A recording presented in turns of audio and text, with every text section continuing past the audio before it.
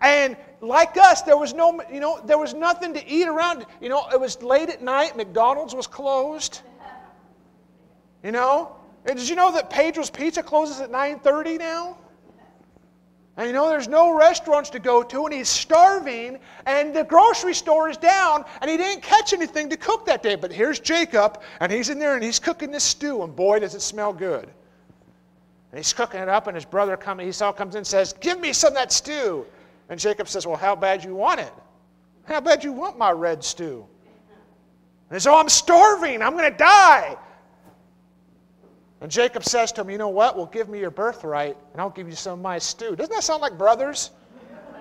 That sounds just like brothers, right? "Well, give me your birthright, and I'll give you some of my stew." And Esau's like, "Well, I'm perishing with hunger. What's a birthright to me? Fine, you have my birthright. Let me have that stew," right? Now, I don't know how serious that was all taken, although they did take their words, generally they took their words pretty serious in this day, because it seems that when Isaac is about to die, Esau still expected to get that birthright. Even though he gave it to his brother at a young age for some red stew, he still expected his birthright.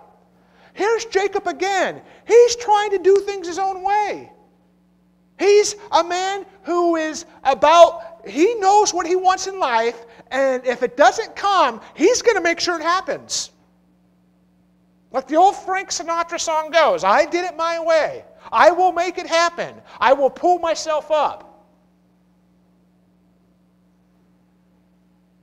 As I've thought about this week, I realized that there was a time in my dad's life that's the kind of man he was. My dad grew up in a broken home. His parents divorced at the age of 14, and he had a rough. When I say rough, he was loved by his mother, and his dad did contact him. My dad got in some trouble, and he tried to do things his own way. And it didn't always work, and it didn't matter what it was. Yesterday I shared a story, and I'm going to share it again because I already shared it. I try not to share too many because I don't want to unveil all my dad's baggage. But, by the time that my dad, this is before Gary was even born, that my dad and his friend Bill got hot on a summer night down in Southern California, and they decided I imagine they probably were drinking or something, and they decided they were going to go get a cooler, a swamp cooler. They were going to go steal one. And of all things, I thought the best place, my dad said he knew where there one was, down at the courthouse. Let's go get it at night. And I said, I go get it, and he gets caught. And I only use as an example of, sometimes we do things our own way, even if it's not illegal, don't we?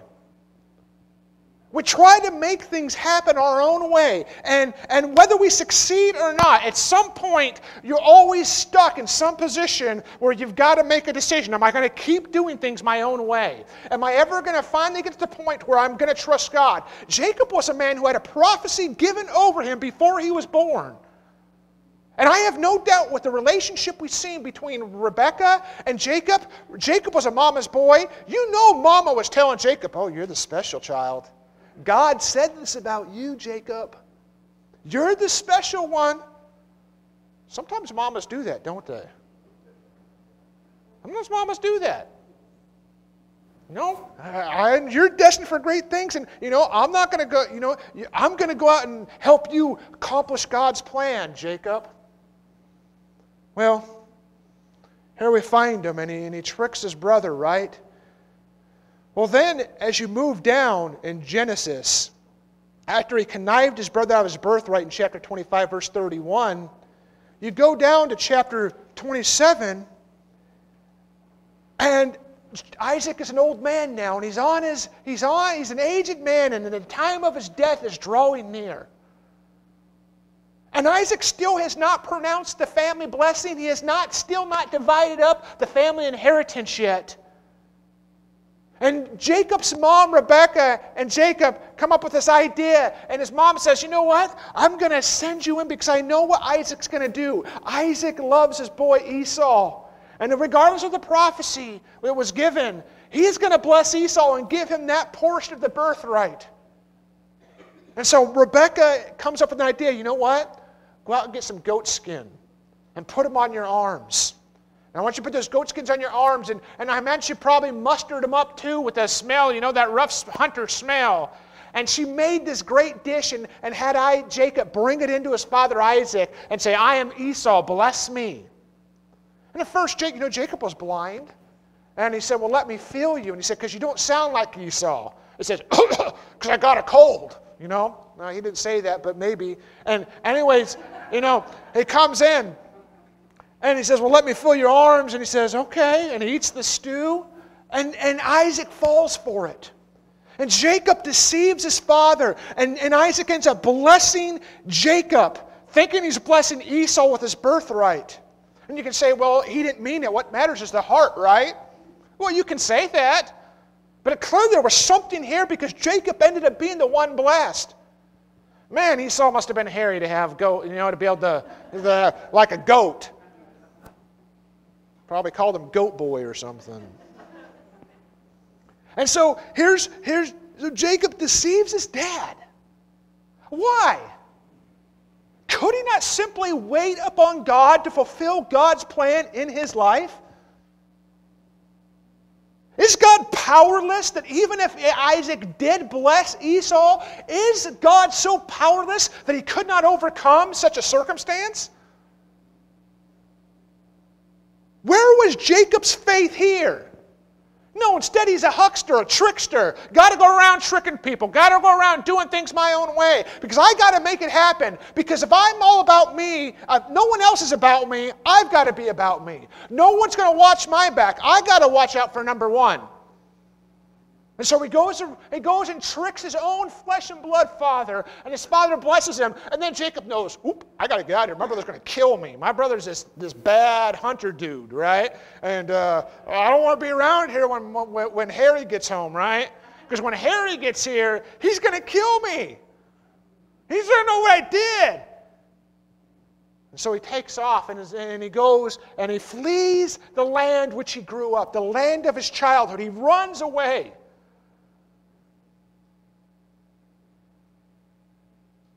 Often where there's a will, there's a way. That's what we say, huh? Where there's a will, there's a way. We don't trust God. And instead, we try to keep doing things our own way. And you know what it finds? And you find that you're laying in your path a destruction of relationships that will be harmed in the pathway behind you because you and I keep doing things our own way. And you know what my dad told me this, that if he never found the Lord, my mom told me this too, that they would have been divorced. If my dad did not find the Lord, I guarantee you I would have grown up in a broken home, like many of you have, and I wouldn't have been afforded quite the privileges that I had of knowing a dad that loves God and a mom that loves God, because it would have been broken.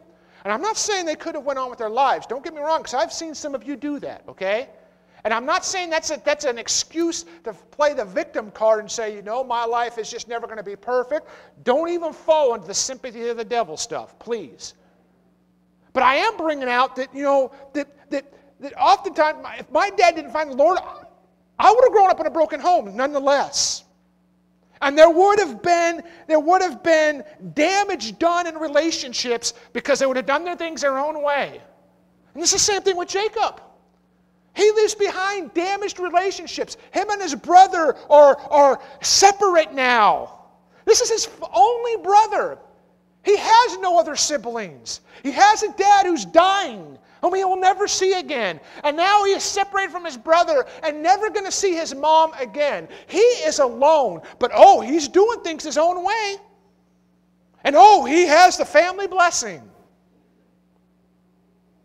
So Jacob ends up fleeing for his life, and he ends up running away. In chapter 28, though, a strange thing happens. That as Jacob is running away, we see that God comes to Jacob. And a moment when he's been most rebellious against God and running. He doesn't know necessarily, he knows that he's going to his uncle Laban's house, but he's on the way there. And here he is, he's at Bethel. He's going towards the desert areas, and he's out there, and he's not only running away from the circumstances, but really he's running away from God's plan. He's just, went about things the wrong way. He's lied, he's cheated, in a sense, he's stolen, even though it was going to be given to him. It wasn't to be given to him at this time. And he's out in the desert, and at this moment, when he falls asleep, we find that God comes to Jacob in the midst of his rebellion and speaks to him what is going to happen within his life. And he blesses Jacob nonetheless. How often has God spoken to you and I in the middle of a sinful situation where we knew we weren't right with Him? You see, I know the psalmist says that if I regard iniquity in my heart, God will not hear me. And I know that's true. That if I hold on to my sin and refuse to deal with it, that I'm not in any position to be asking God to bless me. And while that's true, I do know, though, that God still involves Himself in the life of a wayward child. He will still be involved in their life. And I find, quite frankly, that, you know what? God still blesses even a wayward child. And don't take that the wrong way. A wayward child of God will miss out on a lot of blessing, but they still are a wayward child of God. And they still have certain blessings that come upon their life. You know how many friends I've known over the years? Well, I've known a number. I've known a few of them for sure. They've told me this. Told me about substance abuse. They knew it was wrong. But they would trip out that God would start talking to them really loud when they were tripping. And at first, when I was younger, I was like, no. But, you know, I could see that happening. That God would begin to speak to them, and they know that what they were doing is wrong, and that God would begin to show them, you know, I've got a better plan for your life. And that's where, you know, that's where your conscience ought to wake up. Some of us need to wake up. We allow our consciences to be seared by everyday life and little pet sins. We think because we're not out committing adultery, and maybe some are, I don't know, but we think because we're not out breaking a 10 commandment, because I'm not killing anybody, and because, you know, and I am giving tithing to the church, and I'm this person. When we overlook so many of our own little pet sins of being angry with each other and being greedy and not being generous. Gossiping and slandering. And we overlook those things. And yet God will still come and speak to us, won't He? And I wonder if God's maybe speaking to some of us here today about our little pet sins. Oh, I'm not committing adultery. I just look at girls or guys all the time, but no, I'm not doing that outwardly, but yeah, I have a problem with lusting after it. No, I'm not greedy, but I sure wish I had lots of stuff because I don't have enough money to be greedy. You know, only wealthy people can be greedy because they have stuff to be greedy with. I don't have nothing. All I have is a job and a checking account and a savings account. And, you know, all I have is a welfare check. And, so I can't be greedy. Oh, come on. You can have a welfare check and be greedy with it, right? Here's Jacob. He's running. And yet God comes to him in the midst of the situation while he's running. And it says in verse 12, then he dreamed, and behold, a ladder was set up on earth, and its tops reached heaven. And there the angels of God were ascending and descending on it. And behold, the Lord stood above it and said, I am the Lord God of Abraham, your father, and the God of Isaac. The land of which you lie, I will give to you and your descendants. And your descendants shall be as of the dust of the earth. And you shall spread abroad to the west and to the east, to the north and the south. And in your seed, all the families of the earth shall be blessed. Now there's more to it. He's telling them that this is, again, as a messianic prophecy, that all the families of the earth are going to be blessed within Jacob's seed. And then God prospers to bless him in whatever he does. Really? This trickster, this guy that run around doing things his own way and trying to make God's plan happen in the flesh, God still says, I'm going to bless you. Hello? You know, my dad's told me stories of times of looking back in his life that he knew God was there protecting him even though he wasn't saved at that time. You know, my dad's had some crazy stories like I know probably a lot of you guys do, but I'm just taking this weekend to grandstand my dad because I never get to, and I wanted to for years. My dad's had some crazy stories.